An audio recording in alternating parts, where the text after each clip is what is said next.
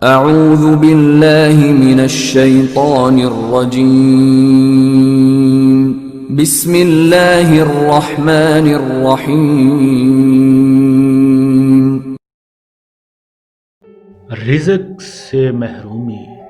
نبی کریم صلی اللہ علیہ وآلہ وسلم نے ارشاد فرمایا، بے شک آدمی محروم ہو جاتا ہے رزق سے گناہ کے سبب جس کو وہ اختیار کرتا ہے۔ ایک اور حدیث ہے، نیکی و برائی کا احساس۔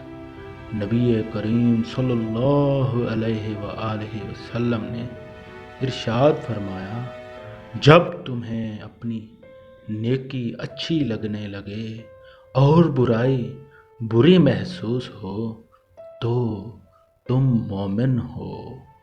اللہ اکبر، سبحان اللہ۔